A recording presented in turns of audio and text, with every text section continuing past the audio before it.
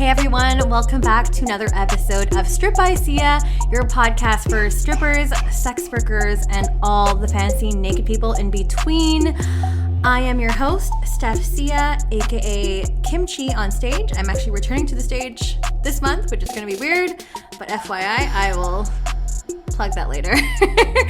I am bringing on a really fantastic guest on today, as recommended by a former guest, Jordan Kensley, who could not stop praising this person's name. So I am excited to bring on the show AMD, aka the Queen of Sexy, aka host of the very popular podcast, Yes, a Stripper. Are you over there? Yeah, I'm here. Yay! So I'm just waiting for you to stop talking about all the amazing things. But thank you. Yes, hello. Yes, and that's like just not even like the tip of the iceberg. You do so many things. Like, I didn't realize how much of a serial entrepreneur you were. I know. I don't know if it's a good thing or not. You know, I question that. I start a lot of things and, you know, I don't know. I try to compare myself to people in history every now and then. I think it's great. Yeah, thanks. I do a lot. Thank you. Yeah. Yeah, you've definitely done so much for, one, the stripping community, two, the pole dancing community, and like you have so much to share. You were such a great resource. I'm excited to just kind of get into it all with you over the next hour and a bit. So burn up. Yeah, I'm ready. I'm here for it. I kind of like introduced you in terms of like what I know of you from the surface, but I'm sure you can give yourself a better introduction. Would you like to tell the audience what you do, who you are, where you come from, and go? Well, that is like, I could write a book. You're right. I'm a serial entrepreneur. I'm a serial, let me start this thing. I love to throw spaghetti noodles on the wall and see what sticks. And then some things don't and some things do. Like I had a small web development company for a little while and that didn't stick, which is fine. But I mostly, I've been a sex worker since 2002, and I have been an advocate for a while for people, and then that turned into activism. And to be completely transparent, right now I'm in a state of I don't know what the fuck I'm doing, and I'm about to go into a bit of a hibernation of sorts and reassess and reevaluate everything that I'm doing, because I've not allowed myself time to process from the trauma that was my accident that then eventually turned into a larger amputation. Or to process the trauma of what we've gone through as a globe, or the trauma of, what's been happening in my own personal home life, which I don't talk about publicly. So there's just been like the rest of the world, I'm going through some shit, and what I don't do, like most normal people do, is take a break and take care of oneself. And so I'm preparing to do that and then determine like my next moves in the world. So who I am right now is someone who is deeply passionate about making and leading towards change in the world with so many things. A person that is recognizing that if I don't heal myself, then I can't accomplish the very large goals and dreams that I have. So I am a person that is tired and drained, but also like extremely grateful for all of the things. So I'm rather complex, quite honestly. I'm a rather complex person. Yeah. So and that's me. Yeah. We're definitely going to get into all that. And I'm actually really glad that you brought that up, and you're actually taking the time, and you're now realizing, okay, I need to step back and, take a look and reassess where I am with life or with work and with everything. And that's so, so necessary. And sometimes it's just so easy to just get caught up with whatever and everything that you're doing. That's just like, oh my gosh, I am burnt out. You know? So The hibernation is well deserved, I'm sure. Yeah, I'm very excited about it, actually. Yeah. I am looking forward to hearing your story in terms of, you mentioned you've been, I guess, a sex worker, I would assume a stripper since 2002, which makes you OG, because that's like a good amount of time. You have tons of experience to share. Would you like to start at the beginning there, and in terms of like how you got started, like what your story is? How did you fall into sex work? Well, I had been obsessed with sex workers since I was about 13 when I discovered a drawer full of Playboy and Hustler magazine in my grandpa's drawer. Oh my god! In my house. Thanks, Grandpa. Takes all the credit. I was tasked with cleaning out his drawers one day as a young child and found this just treasure trove in the third drawer down of nothing but nudie magazines, which was just extremely eye-opening for me. I felt I was just so connected to the women there, and I felt like that was just something that I also wanted to do. And it's a very interesting thought process as a young person to look at that and be like, that's what I want to do. Because there's not, you talk to some other people that would have seen that at that age and would have been like afraid of that or thought it was weird and gross. And then, I've met other sex workers that are career sex workers that are similar in that they wanted to do it from a young age. Like, not at the young age. I didn't want to do it at 13. I was very aware that was something that I would do when I got older. I wasn't trying to do that at that age, but I looked at it as like, this is something that I could do in the future. And it never went away. Like I kept going back to that when I was like 16. I had joked about it at my workplace. And at the time, my boss was friends with my mom, and so it got back to my mother that I was making I want to be a stripper jokes at 16. Oh my gosh. But in reality that was real. That was me manifesting what I wanted to do with my life. Totally. And everybody at the time blew it off like, oh, she's just a kid, she doesn't know what she's talking about. Right. I very much knew what I was talking about. I was planning for my future. So and then, there were people that stood in my way. There was several times that people would try to talk me out of, first I wanted to try nude modeling. That felt less scary than being a stripper on stage in front of strangers. And I got talked out of that. And then I told my mom, okay, like I found this strip club. It's hella close. I want to do that. And she kind of put the kibosh on that. And then I told my boyfriend later, like a year later, like, hey, we're hella broke. I've always wanted to be a stripper. Like, how about I try that? And he's like, no girlfriend of mine will ever be a stripper. So I just kept getting talked out of it. Right. And then I was with that same boyfriend one day, and we were buying dinner at Taco Bell with nickels and dimes. And that was the night he had decided, like, okay, I guess it's okay. Like, why don't you try it? Because we need money. Okay. We need to eat. Yeah. And so it was because we were so broke that he then decided to support me in that decision. Interesting. Right. And then in true fashion, then started living off of my money. So that didn't last very long. I figured out very quickly that was not it. Yeah, no. Yeah, so that's really, it was basically, I had always wanted to do it, and there were a ton of hurdles, and I just kept pushing through. I mean, I don't give up very easily. No, so it doesn't. Yeah, you strike me as a type too. So yeah, so that's what happened, and then I went in and I auditioned and I got a job, and then like the rest is history. And then I just like killed it. I just was like, this is it. Like this is what I want to do for a fucking long time. Oh my gosh. Yeah. And then look where you are now. So, so many questions here. So this began at the ripe age of 13. When you found your grandpa's Playboy magazines, like, did you have an idea, like, did you have an idea in terms of, like, did you know what you were looking at? Like, did you have an understanding at all? Or were you like, wow, there's these amazingly beautiful women in this spread of magazine.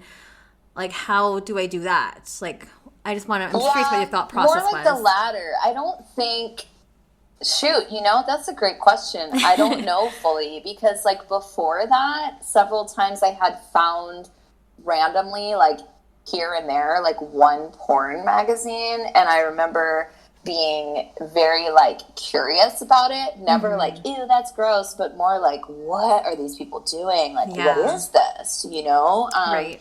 So I was very curious about sex at a young age. I think we all are. Yeah, definitely. Yeah, but I was curious in a way where I wanted to just be involved. I wanted to try things, and like I was the one pressuring the neighborhood kids, like, let's make out, like that was me. So like, let's just see what it's like, right? So I don't think I understood. I think I just saw the glamour of it, the beauty of it, and I wanted to be free. Right. And I don't think I understood that type of work comes with these issues that are like, because we live in a patriarchy type issues, or that line of work comes with stigma. I don't think I really fully understood that. Yeah. I just saw freedom is what I saw when I looked at them. That's really interesting. Thank you for sharing that. Yeah. I'm also just curious, and like, because there have been so many great guests on the show that have had a similar kind of, I don't know, what's the word I'm looking for? Realization, maybe? Yeah. Or something. And like yourself, it's happened at a young age, and they're like, they see a girl either in a magazine or maybe a video or something, and they're just like, I want to be her.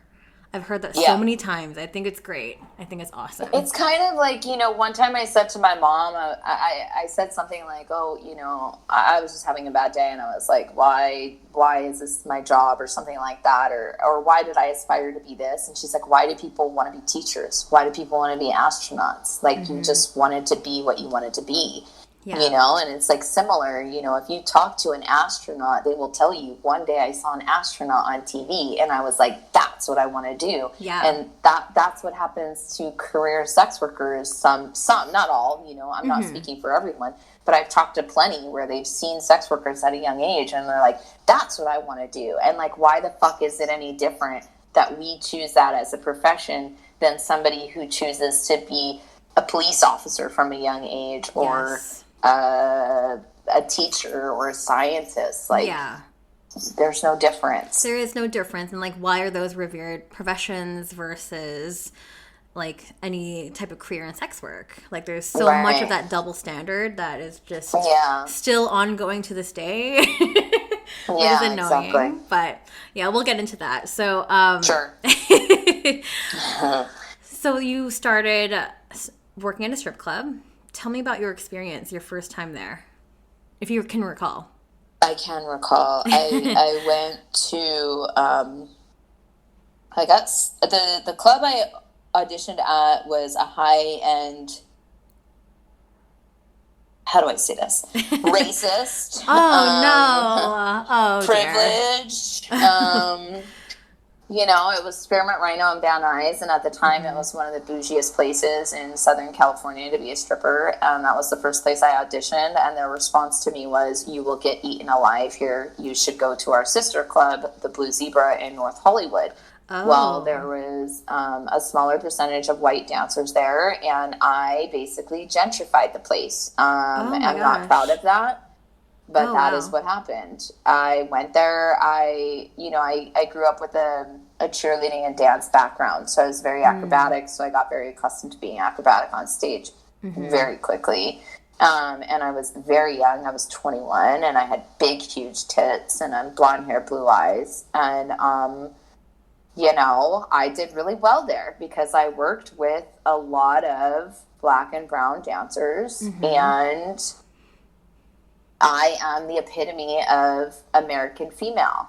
And at the time, I wasn't aware of my privilege, and I look back and I think, wow, you're a fucking asshole. You were an asshole. No wonder why Yeah. So many of the dancers were pissed off at you perpetually. And because I couldn't understand, I was like, I'm nice. Like I was just doing my job. You know, I did it really well. And I didn't realize at the time that part of the reason why I was doing so well is because I was in the process of gentrifying the place. And so I stayed there for about 6 months until my wings got really big, and then I left, and then I went to the bougie spots, like the Rhino in Vegas and the Spearmint Rhino in downtown. I was a Spearmint Rhino girl for a long time. Wow. And so, you know, it was a great place to get started, but I wish that I had been more aware at the time. Mm-hmm. Yeah. Yeah. That's really sad to hear. That's so sad. Yes. Oh my gosh. But you know what? You've come to that realization now. Like, what did you realize that recently, or was that something like after you left, like, oh my gosh, what did I do to this place? I think it wasn't until recently, until I had to really examine my how deep my white privilege is and how far it got me. And I've been doing that more so in the last couple of years than I ever had before. Okay. So yeah, I think that I always had known, like, that I shouldn't have been there. I just shouldn't have been there. Yeah. And I didn't understand, you know, when I was 21 in 2002, we didn't have the community connections that we have now. Listen, No. I'm not condoning my behavior. I'm not condoning it. But the amount of things that I've learned in the last 5 years from community connection is astounding. Yeah. So I agree. If I had been 21 5 years ago, compared to my 21-year-old person in 2002, it would be two totally different scenarios because the information we have access to now is so grand. Yeah, you know? I completely agree. Like, I feel like even as an Asian Canadian, I'm so much more aware of the injustices that are happening around the world. And I just feel like, and I'm 31, and I feel people in their early 20s, even teenagers now, are just so much more woke. You know, they have all these resources at their fingertips. They're so much more knowledgeable. Like, I feel like I'm just trying to catch up and just trying to learn and unlearn a lot of things that I was taught. So it's been really like, oh my gosh, I have a lot of work to do. So we all do. So interesting. So okay, so that was your time as Spearmint Rhino, and you also won Spearmint Rhino's Entertainer of the Year as well. I did. Yeah. How far into your career was that? 4 years. Oh wow. So I had did the comp. I won the third one that there ever was, and I had been in the first two. And in the first two, I didn't get past the first round.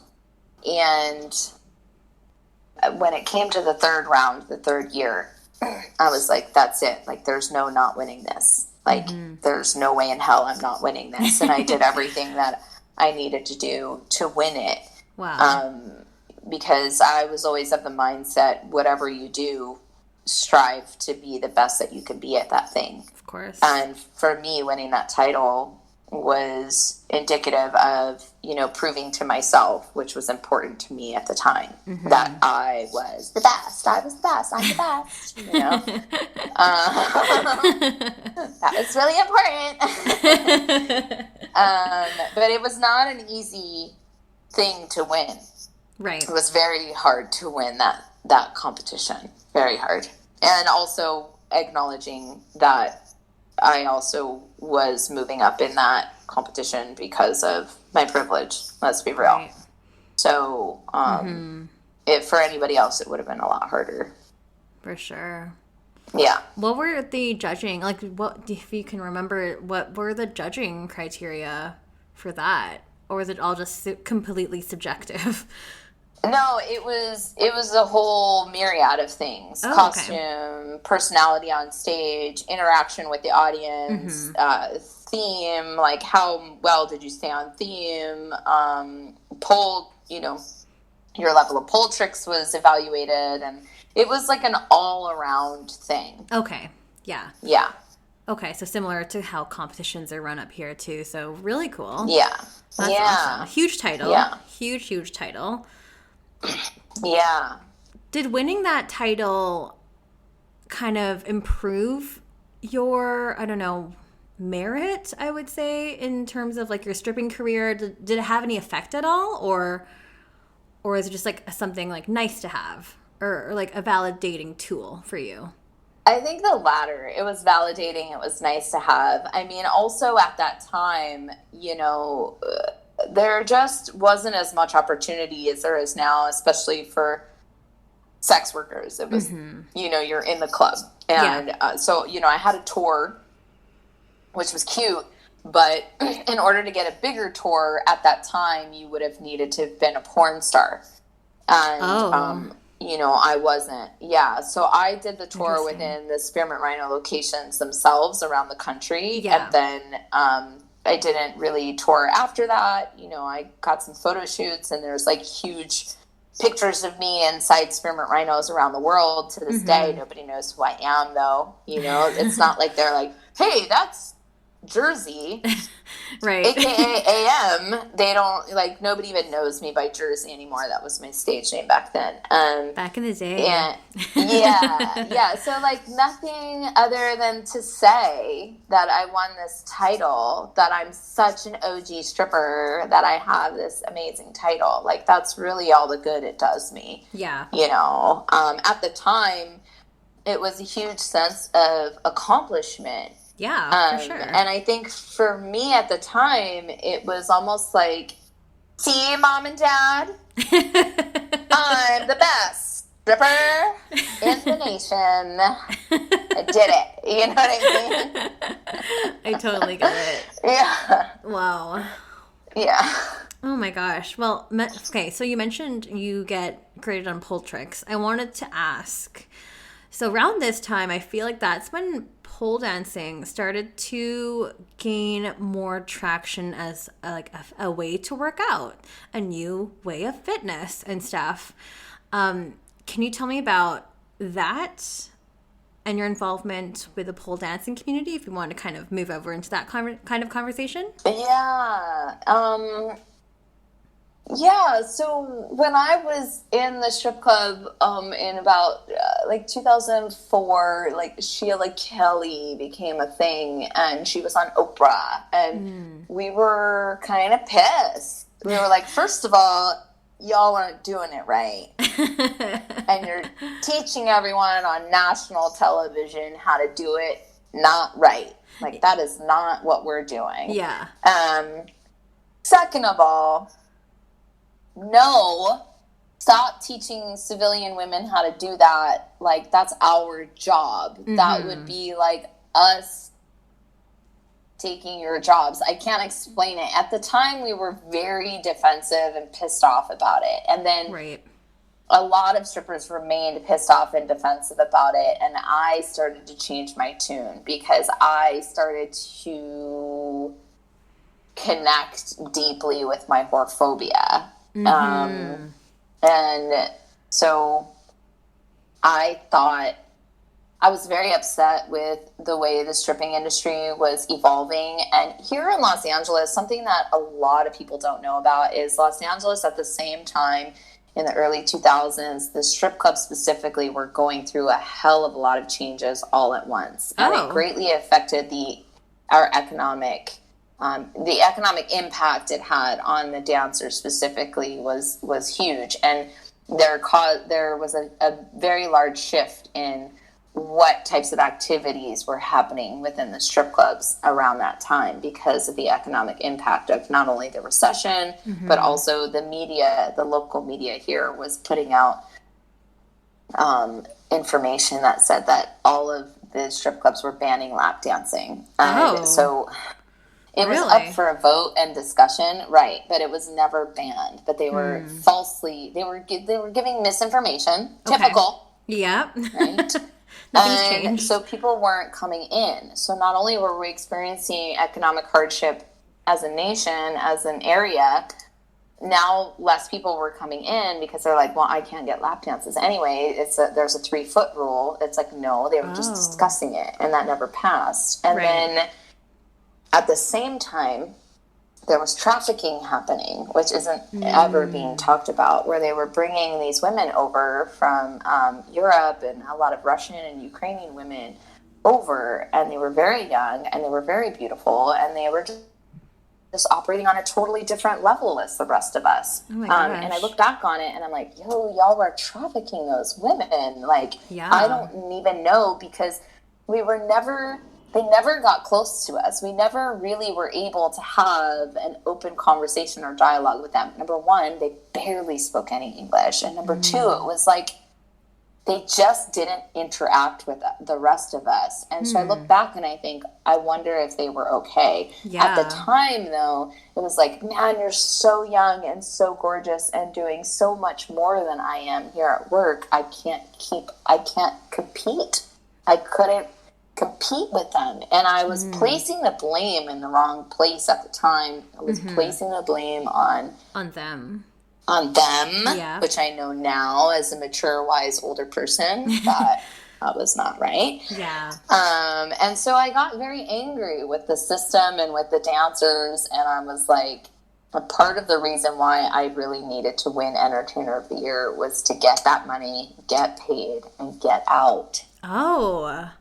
Okay. Yeah. So you left. Yeah.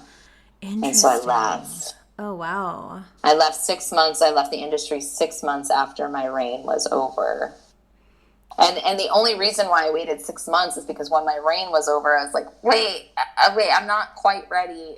So my plan was, so what I did was I went to a strip club for the first time outside of a Spearmint Rhino, thinking less people will know me. I can start to wean my way out of this. And the last 6 months were torture for me because I was really upset with what was happening in the industry, in the clubs, not realizing that what was happening was a product of the bullshit structure that the owners and the managers created and what society created. Cut to, circle back 10 years later, now I'm fighting against all of those things that fucking made me leave in the first place. Not the dancers.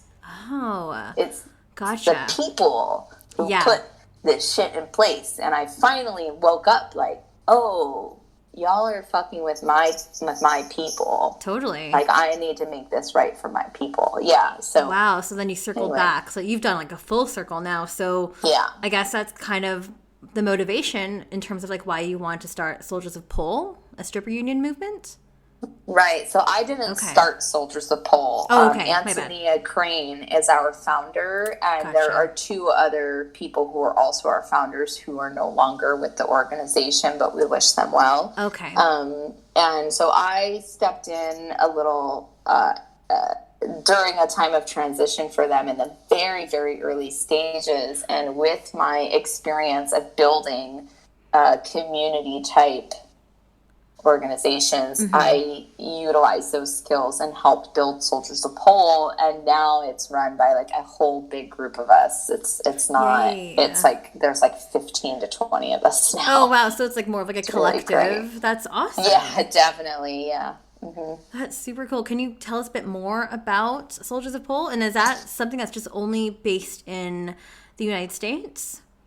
Right now, it's mostly based in the United States, but, you know, we're open to all sorts of stuff. But we also are allies with, like, the Berlin Stripper Collective and East London Collective. Oh, cool. Nice. The Black Sex Worker Collective. And they're all based all over different parts of the world. Yes. And so, you know, there needs as strippers and sex workers in other parts of the world. Like, we don't understand them as well as we do here in the States, obviously. Like, you know, they're dealing with the Nordic model over in Europe, and like, we don't deal with that here. So it's like, it's a different set of things. So I'm hoping as we grow, we will be able to accommodate more international, but it's a challenge even just wrapping our heads around what things we're up against here in the States. Yeah.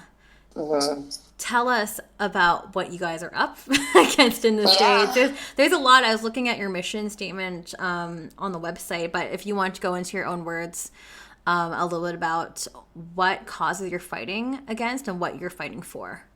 Yeah, I think number one, what we're fighting for is safe and sane workplaces, whether or not that means people are unionizing or organizing or just understanding their rights. It's our main thing is, do you feel safe at work, and are the people that are in charge, are they sane?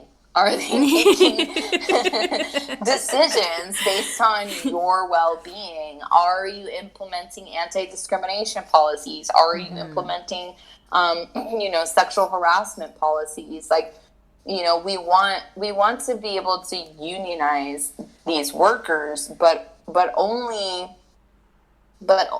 if that's what they really want. Ultimately, our main mission is to make sure that they have all of the information that they need in order to feel safe or to get to a point where they feel safe at work. Right. That's our main thing.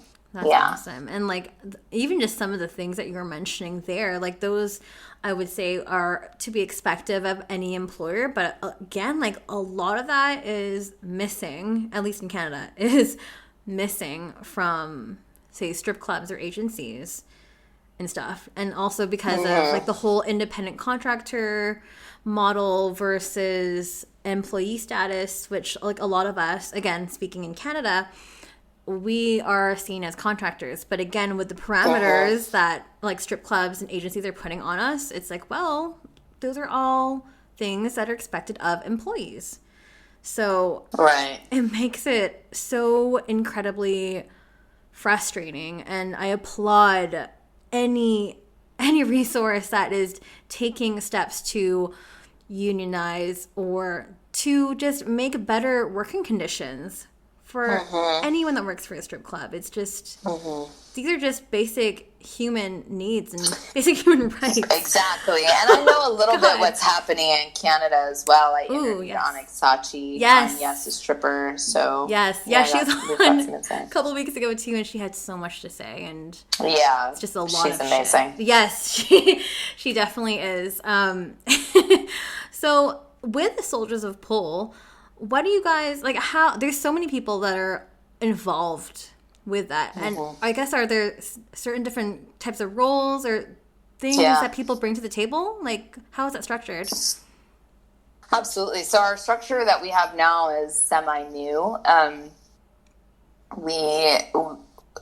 A lot changed for us when COVID hit. Everything was just like everyone else, completely turned upside down. And so it took us some time, like with all of us dealing with our own personal trauma and nationwide and global trauma, like to really get together what we wanted to do. But yes, since in this last year, we have developed more roles, and we have like these smaller committees within the organization. And those committees now like have clear defined tasks and roles that they're all meant to do. And then we intersect those committees, and then we have like monthly general meetings where all of the committees show up, and we're like streamlining things with new spreadsheet options and Google Drive folders and like bulletin boards. So we're really creating like this streamlined way of working with each other, because our group just grew very recently, as a matter of fact, in the last 2 months. And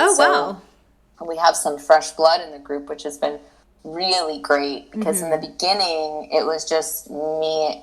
After the other two founders left, it was just me and Antonia for months and months and months, and slowly building, and me and Antonia responsible for a lot of things. So it's been such a fresh breath air having new people. Like, we have a creative department where their job is just to make creative, and then we have a social media department where they just like we talk about, oh, what do we need to post? What campaigns are coming up? We have special projects committees, and we have the treasury committee and the fundraising committee. So much stuff. And so, yeah, there's so much stuff. That's incredible. At first we just started off as, we just want to unionize strippers. And now, we've really wanted to listen to the community, and instead of telling them what we think they needed, we've really tried to listen, what do you need? What do you want? Where do you need the most support? And so through that, our organization as a whole has needed to create these other little committees to be able to fulfill the needs of the community. That's awesome. That's so great how you involve the actual community. As you said, instead of us deciding what it is that you need, let's just ask you. Yeah. Simple. What a concept. We're learning as we go. It's a work in progress. Yeah. I forgot to ask you about United Pole Artists as well on the flip side. Oh, yeah, sure. if you wanted to speak about that. There's so many things. So, UPA, I have these really mixed feelings about, I started United Pole Artists as a way to bridge the gap between strippers and pole dancers and to inform the general population on what pole dancing is and what stripping is and what the differences and similarities are. And somewhere along the way, I got lost in really focusing on the pole dance community and not so much the stripper community, even though I always maintained the roots of pole dancing is from stripping, and pole dancing is sexy and sensual. And so through United Pole Artists, we created a movement called Bringing Sexy Back. And I love that. And that was an era of when the sexy and sensual movement of pole really started to come out and become normalized with everyday pole hobbyists and civilians. And that was a way for me and for our organization at the time to pay homage to that and to make sure, because there were a few of us that were very concerned that pole dancing was all about being athletic. And we didn't want such a huge disparity. And so we did Bringing Sexy Back to make sure, don't forget you pole dance because it makes you feel sexy. Don't forget the real reason you're doing this. And it's okay to be sexy. And the purpose of Bringing Sexy Back was to make people feel not alone in sharing this sensual part of themselves, because it's considered so stigmatized and taboo by their friends and family. So I'm proud of that. Yeah. But at the same time, I feel like the work I'm doing now is so much undoing of the work that I was a part of with United Pole Artists, which was it's not a stripper pole. I used to be so mad. Don't call it a stripper pole.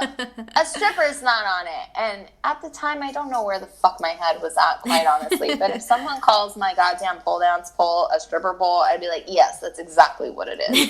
But back then, I was so adamant. Yeah. I needed you all to change the narrative. And that, I don't know where that shit, honestly, I do know where that came from. That came from straight up whorephobia and my need to make sure that civilians at the time were not labeled as sex workers and not labeled as whores. And now I'm everyone's a fucking whore. Get over it. Yeah, we're all hoes. So, yeah. So, and I also want to say, I hope a lot of what I'm saying sounds really pessimistic to the person that I was. So I just want to put out there that, I just keep shitting on my past self in this interview. But yeah, I've learned a lot. You know what? We've all been kind of shitty people, and we've all, I feel like most of us have, and a lot of us have gone through that, whore hating, stripper hating, sex work hating, I want to say phase, because again, that was something that was intrinsic in me that was okay, I am going to separate myself from those people, I say those in quotations, those people. Yeah, and I mean, even still to this day, I'm still seeing that there's still that divide between pole dancers and strippers with the whole like not a stripper hashtag and like just like other commentary that I see on Instagram and stuff too. And like, how do you feel about that? Like, because you've been in the industry for so long. Not a stripper? How do I feel about not a stripper? Yeah. Like, and the divide? And the divide. I mean, it's horrendous. Yeah. It's so disappointing. I mean, yeah, it's dismissive. It's degrading. It's pointless. It's harmful. Yes. It perpetuates stigma. It perpetuates this idea that if you're doing this but not this, then you're better than those that are doing that thing that you're not doing. Right. And in whose eyes are you better than? And so I think anybody that is categorizing themselves and placing themselves in a better position because they're not doing what X, Y, and Z people are doing really have to examine in whose eyes are you trying to present your best self above these others, and how is that serving you, and more importantly, how is that serving everyone else? Because I live by the credence that like I am here to serve and be a part of my community and to raise them up. Yeah, that's how I live my life every day.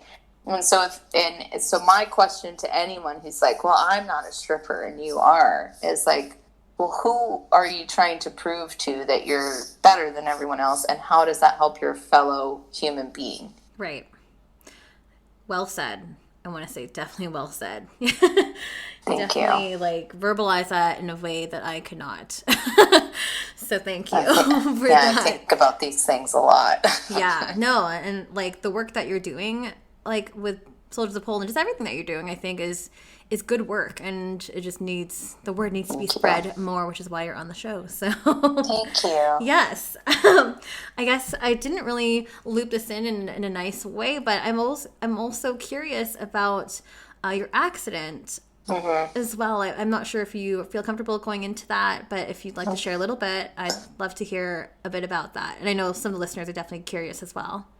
Yeah, I'm fine with talking about it because, my outlook on it apparently inspires people. And so, there's a lot of people out there that have random life-changing accidents, and how you show up to that is can really affect a long period of your life. Yes. So, like, the moment I felt safe as I was laying in the street when I got hit by the car, the moment I felt safe, because there was about 10 seconds of, is another car going to run over me moment. Oh my God. The first thing I said to myself was stay present in every moment and don't go ahead of each moment, because then you will drive yourself crazy. Right. I literally had that very clear moment with myself. And that is how I proceeded. And I look at that now and I think, oh, that was a survival tactic. That wasn't, because people are like, how were you so clear-headed in that moment? I'm like, I don't think I was being clear-headed. I think that my brain was like, bitch, you about to survive this and you need to focus. So survive. So I have been in that mode since that night. Hence why today I tell you, and I'm telling the public, I need to go away and hide and think about and deal with my trauma, because I live so presently from then until now. I've had very little opportunity to connect with the missing parts of my body. And so while that's been helpful in allowing me to never stop, because if you ask anyone that knows me, from that day of that accident, I have not stopped. I was day 3 in the hospital sending emails and on the phone with people. Oh my gosh. Yeah. Wow. Yeah, You just and that never was turn after off. 2 major surgeries. Oh, jeez. Yeah, and I'm not saying that that is a healthy thing. I'm just saying that that's what happened. Yeah. And I think also that I don't often appreciate the gravity of I could have died that night.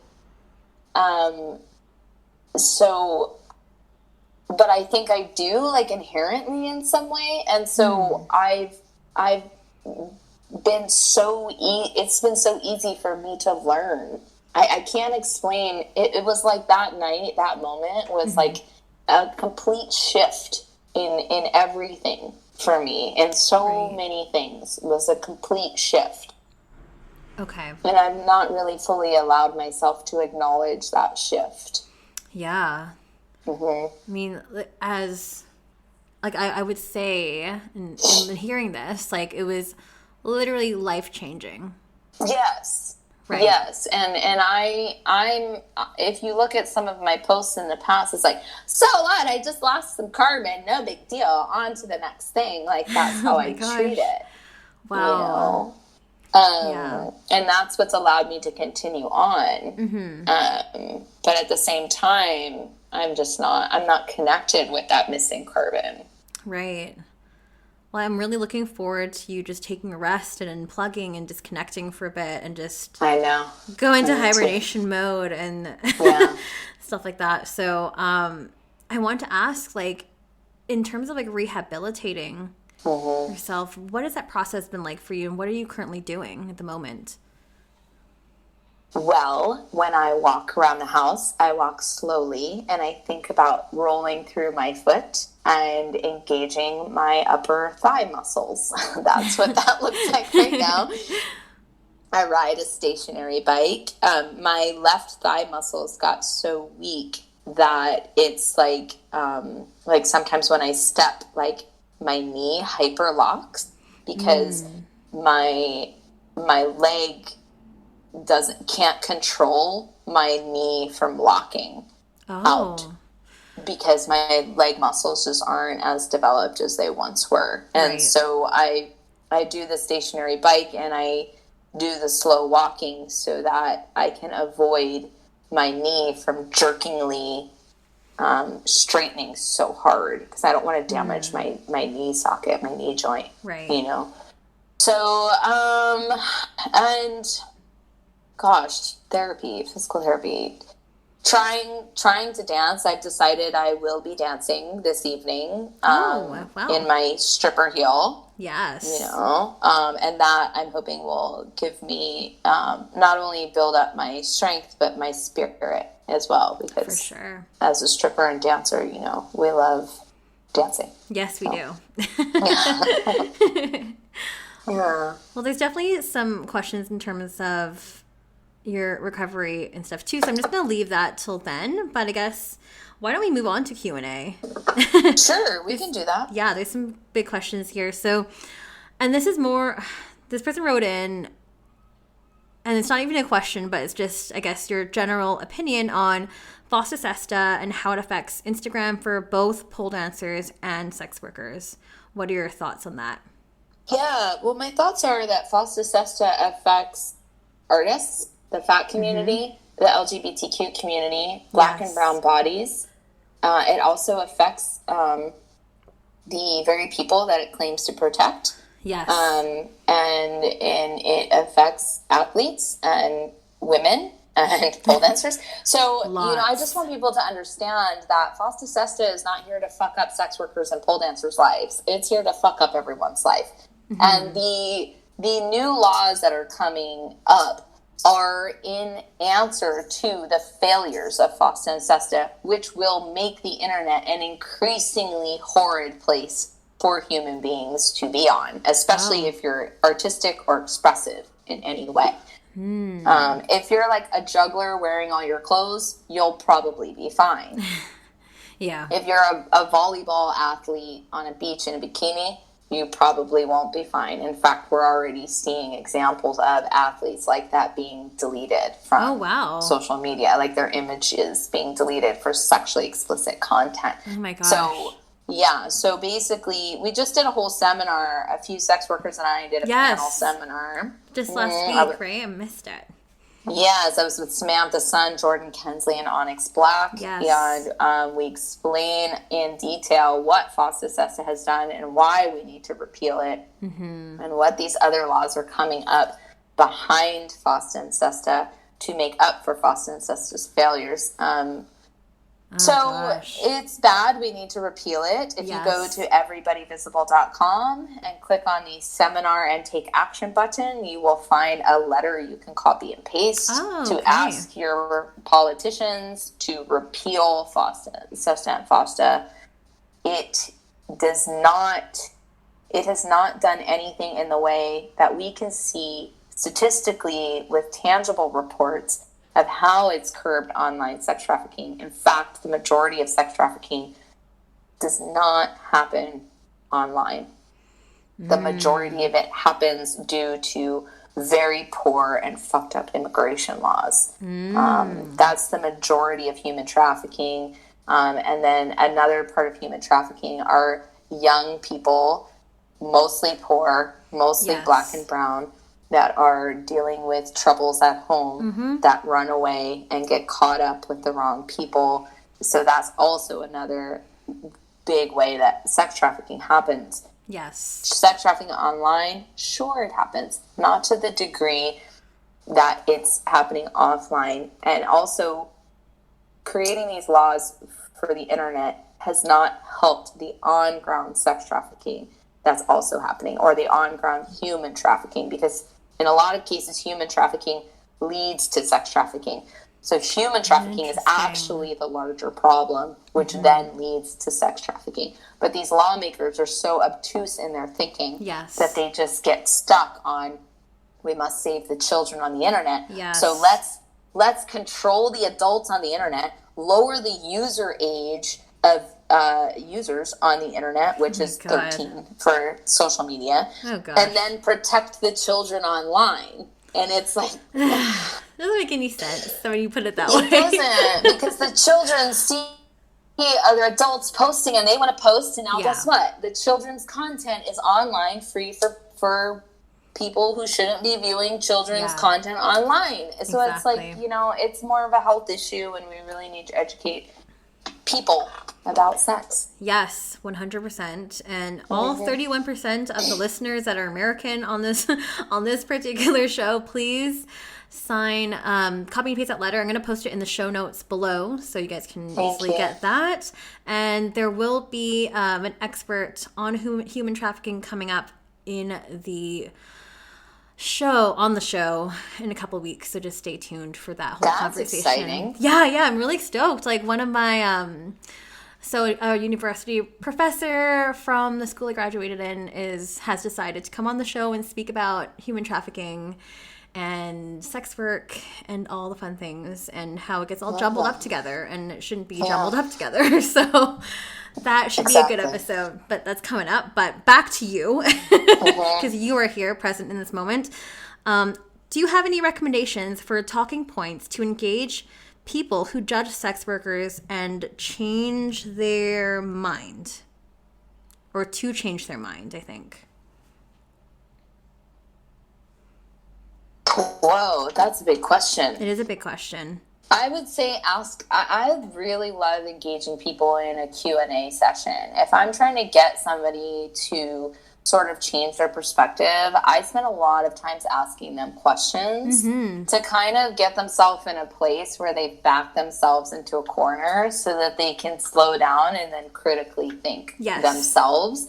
Because I find that if you allow people to critically think on their own and come up with a solution or a new perspective on their own, they're much more likely to adopt that perspective as opposed to you telling them what their perspective should be. Yes. So I ask questions, and I think it would depend on the person specifically who you're talking to. Yes. If you're talking to a highly religious person, it's going to be totally different than if you're talking to a non-religious heterosexual, patriarchal white male. Yeah. it's going to be two different sets of questions. And so, like, I guess the types of questions would be, what do you know about sex work? Mm-hmm. Do you know a sex worker? Have you asked a sex worker what their life is like? Yeah. How have you learned about sex work? Through movies, the media? Totally. Well, don't you know that, like, what you see in movies and stuff, like, is largely not really real. And, just yeah. like just really, like, kind of playing into, like, common sense things that and do it in a way that's not combative or aggressive, or condescending, or defensive. Yeah, and just really getting them. Because I guarantee you is after that Q&A session, they will leave there and they will think about those questions on their own while they're driving down the street for 20 minutes, like, I get really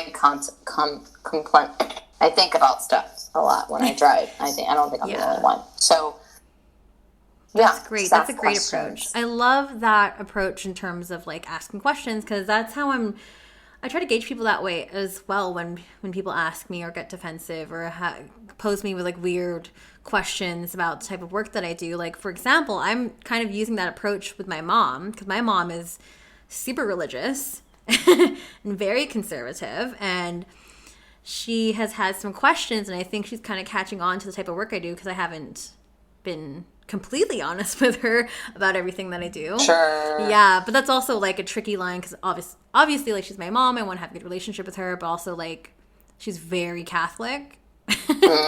So, like, she has that lens over her. But I've been asking her, oh, well, what is it about, like, what do you think when you hear the word sex work? Like, what does that mean to you? And why is everything steering in a negative direction already? Like, how does that make you feel, like, and stuff like that. Like, I think it's such a great approach for you to engage your audience with, like, why they feel that way.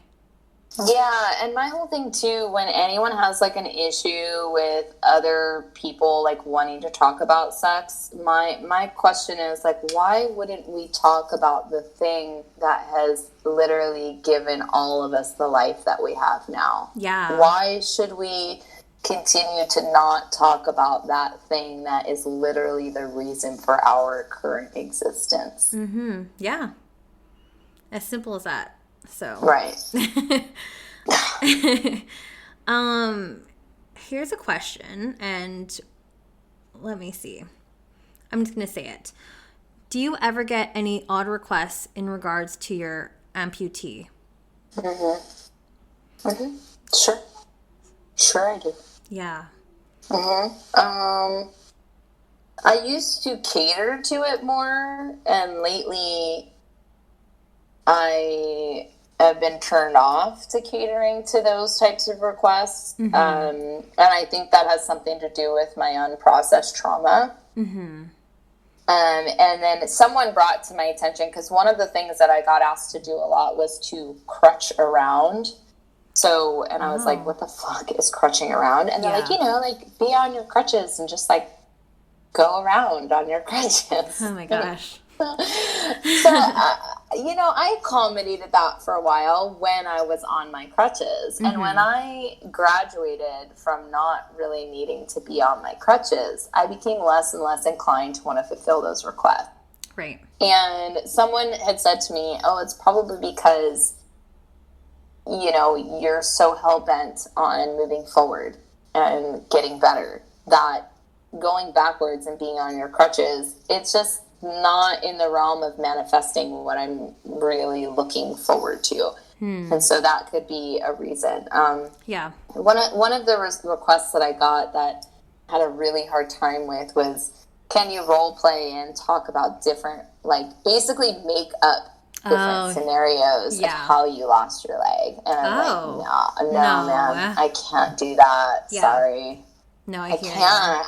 I'm not a fictional storyteller. No. And there's just something that didn't vibe with me. Yeah. I don't judge them. I get it. It's a kink. I'm trying to be open-minded. But for their sexual pleasure, they wanted to imagine different ways that I experienced trauma. And I just didn't want to do it. Yeah, it just doesn't sit well. Like, I had an episode a few weeks ago on disability and fetish in the devotee community. Mm-hmm. And the guest I had on, he has what was it? Muscular atrophy or something. Something. But anyways, he's confined to a wheelchair, and he's had a lot of requests, and a lot of the things and requests he's done, he caters to. But then every now and then he'll get a request that isn't aligned with his disability. And something about that, for him, it just did not sit well. He's like, I suffer from this this specific thing. I live with this. But I'm not going to pretend that I'm something else to appease your sexual appetite or whatever, I don't know, satisfaction that person wants. Like, it's just been odd. Yeah, but I've been able to do that in other scenarios as an able-bodied person. You know, as a sex worker, I've been able to accommodate those. So I don't know, and I wonder if it's just because I'm just not there yet. I don't judge them for that being their sexual thing. What I will say is when I lay down my boundaries, they're extremely respectful of those boundaries, which I've experienced with other types of clients. That when I try to lay down my boundaries, they try to negotiate and they try to convince me that my boundaries aren't valid. But with the devotee community, the minute I say, I'm uncomfortable with that, they back up and they say, okay, I'm sorry. Good. And then they don't pursue it any further. Good. I like to hear that. So and thanks for answering that question. It's a great question. And lastly, this person wants to know, how is your recovery going? Overall, it's going really well. Like my surgeons, I'm very fortunate to have amazing, talented surgeons. My body is extremely resilient. It always has been. I'm very blessed with a very strong immune system and a very strong body. I'm very blessed with the ability to remain calm and deal with things as they come. So it's been good in that sense, but it's extremely tiring. I'm in pain often. I get irritated that I'm not the strong, able-bodied person that I once was. And then what that does is it causes me to be more kind to myself than I would have been before. So I guess I'm grateful that I'm having to find moments and reasons to be more kind to myself. I guarantee you, if I had all of my limbs, I would not be as nice to myself as I am these days. Good. So it's really helped me be kinder to myself. So I'm very grateful in a lot of ways. And the recovery overall is going very, very well. Good. Yeah. This is so nice to hear. I'm so glad. And I mean, this brings us to the end of the episode today. But before I let you go, where can we find you? You can follow my personal Instagram account and Twitter at The Queen of Sexy. Make sure you type in the, and make sure you type in my entire handle. Otherwise, you can't find me because I've been shadow banned forever. I also have an amazing podcast that I just adore called Yes, a Stripper Podcast. Yes. Yeah. My most exciting thing about that podcast is I'm really hoping to turn that into a community space and not just one where my voice dominates. That's kind of the next journey for that I haven't said publicly to anyone yet, by the way. Yay, you heard it here first. Yeah, exactly. So, yes, a stripper podcast. Excellent. And I really encourage everyone to follow Everybody Visible and to learn more about social media discrimination and how the policymakers of the United States are making your social media experience a less palpable one. So please tune in to everybodyvisible.com and follow us at everybodyvisible on Instagram and Twitter. Perfect. Yeah. Awesome. Well, it was a lovely hour of chatting with you today, AM. I'm so glad to have had you on and for you to share just your incredible wealth of knowledge on stripping, on pole dancing, on injustices just everything that's going on, discrimination. Like there's just there's a lot going on, and this is a lot to pack in an hour. And I'm actually glad we actually kind of stayed on time for once, because lately my guests have been going like way over, which is great. But this is awesome. Just keep it super focused, and thank you so much. I just can't wait to keep up with you, and I really hope that you can take some nice time off. You definitely deserve it, and it's just way overdue. So yeah, thank you. Thank you. And don't forget, new episodes every single Sunday. It's Strip by Sia on Instagram, my personal Sia Steph, or on Twitter, Steph Sia. And we'll catch everyone in for another episode next Sunday. Bye.